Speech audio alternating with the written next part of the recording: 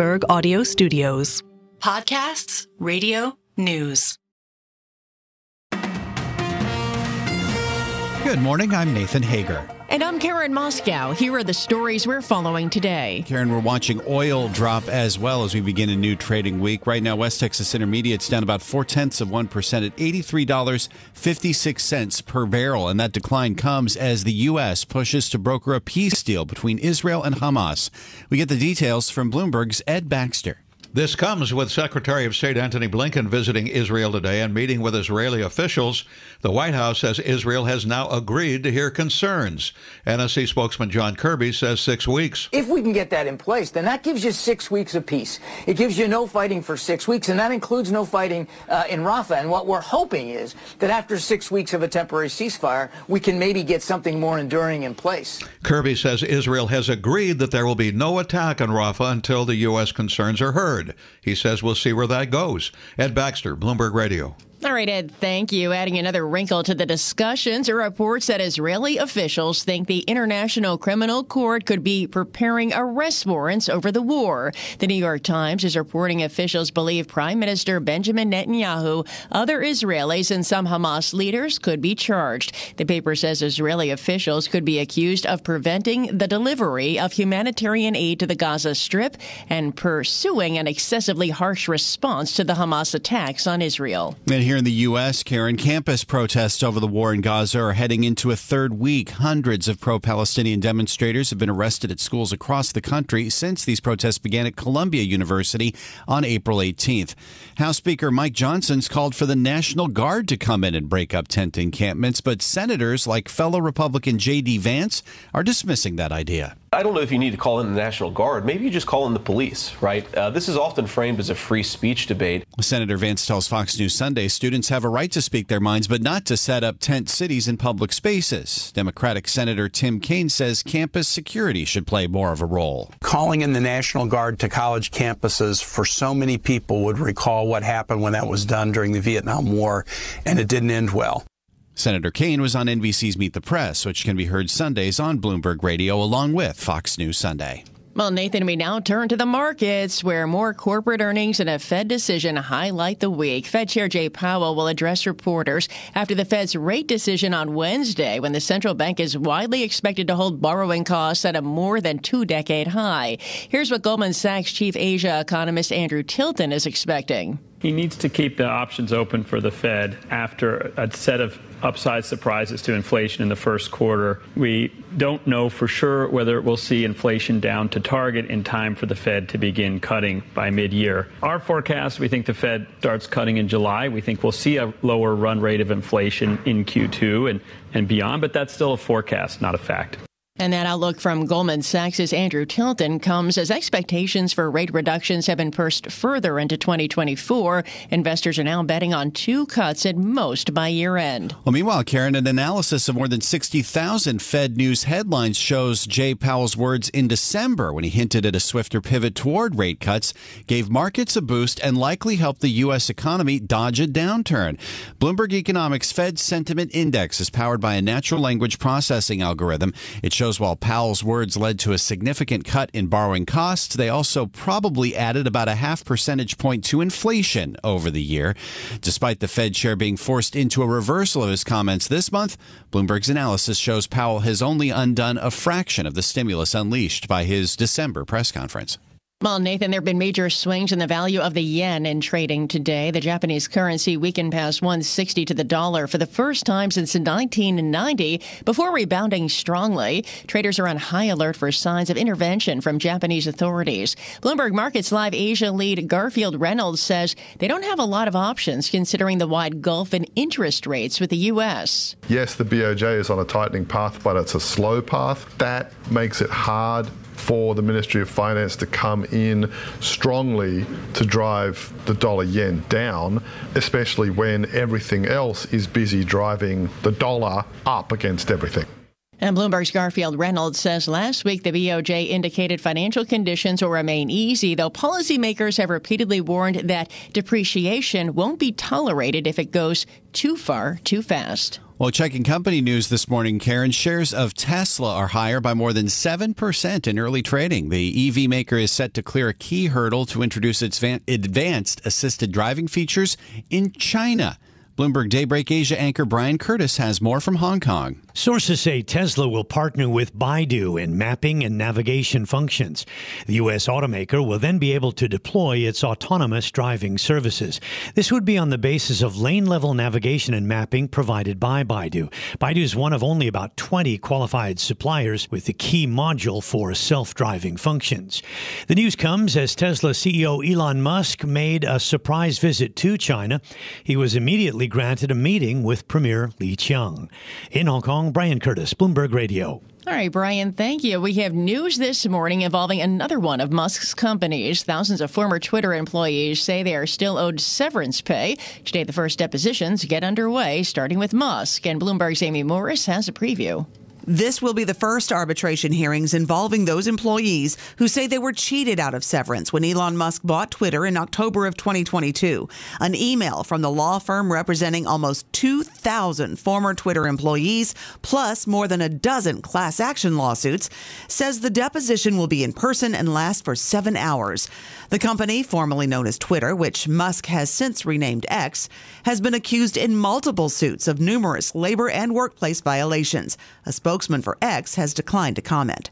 In Washington, Amy Morris, Bloomberg Radio. All right, Amy, thank you. There are plenty of developments involving Paramount Global. Those shares are higher by about 4.5% in early trading. Bloomberg News has learned that Skydance has made its best and final offer for the company. Sources say the Redstone family and film producer David Ellison have both offered concessions to make a possible change in control at Paramount Global to make it more appealing to the company's other investors. Paramount CEO Bob Bakish is expected to be replaced on an interim basis by a management committee as soon as today. And it is time now for a look at some of the other stories making news in New York and around the world. And for that, we're joined by Bloomberg's Michael Barr. Michael, good morning. Good morning, Karen. Small towns in Oklahoma are beginning a long cleanup after tornadoes flattened homes and buildings and killed at least 4 people, including an infant.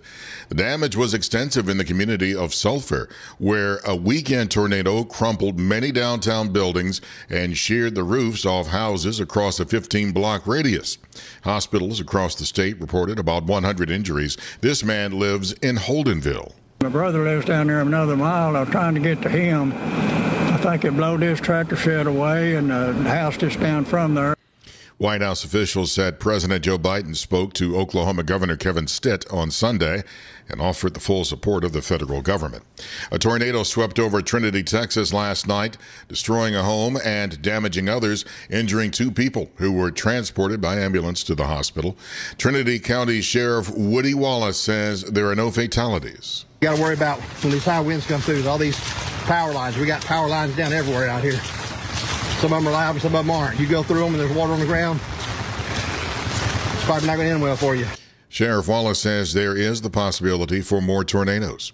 New York Governor Kathy Hochul overnight started a state investigation into Sandra Dorley, the Monroe County District Attorney in Rochester, after body cam footage showed the DA trying to avoid a speeding ticket. The officer followed her home after she refused to pull over for a traffic stop until she drove to the house. What is the reason you're so against what I'm doing? I'm doing my job. You say you're a DA? I am the DA. Okay. Governor Kathy Hochul referred Dorley's case to the Commission for Prosecutorial Conduct, saying Dorley has undermined her ability to hold others accountable for violating the law.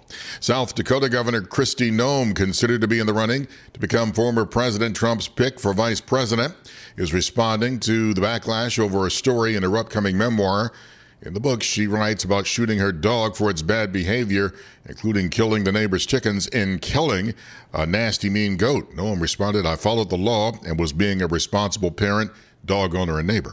Global news 24 hours a day and whenever you want it with Bloomberg News Now. I'm Michael Barr. This is Bloomberg, Karen. All right, Michael Barr, thank you. Time now for the Bloomberg Sports Update with John Stashower. John, good morning. Good morning, Karen. Good Sunday for the teams from the Garden. Both went south on 95, got Game 4 wins. So the Rangers advanced to the second round, and the Knicks took a big step in that direction. In Philly, beat the Sixers 97-92 and lead the series 3-1. Jalen Brunson's 47 points, the most in Knicks playoff history. Bernard King scored 46 in 1984. Brunson clearly outplayed Sixers star Joel Embiid, who took the same number of shots he took in Game 3. In that game, Embiid scored 50 points. This one, he had just over half that, 27. Embiid did not make a basket in the fourth quarter, shot 0 for 5. Game 5 tomorrow at MSG. As for the Rangers, they never trailed in Washington. The game was tied in the third period. Panarin at right wing, drags it to the hash marks. Panarin leaves it back for Fox. Fox pass to the far wing, Zibanejad out to Panarin with a shot, he scores! Artemi Panarin on the power play, and the Rangers take a 3-2 lead. On WEPN, Rangers had an empty netter, won 4-2 for their first series sweep since 2007. They're the first team to advance in the Stanley Cup playoffs. Minnesota's the first to move on in the NBA, finished a sweep of Phoenix. Anthony Edwards scored 40. The Timberwolves late in the game suffered a serious knee injury to their coach, Chris Finch, as he collided with his point guard, Mike Conley. The Clippers blew a 31-point lead in Dallas, still won to tie the series at 2. Indiana again beat injury-ravaged Milwaukee. The Bucks were without both Giannis Antetokounmpo and Damian Lillard, and the Pacers lead 3-1. NHL in the West wins for Edmonton, Colorado, Vancouver. They all lead their series 3-1.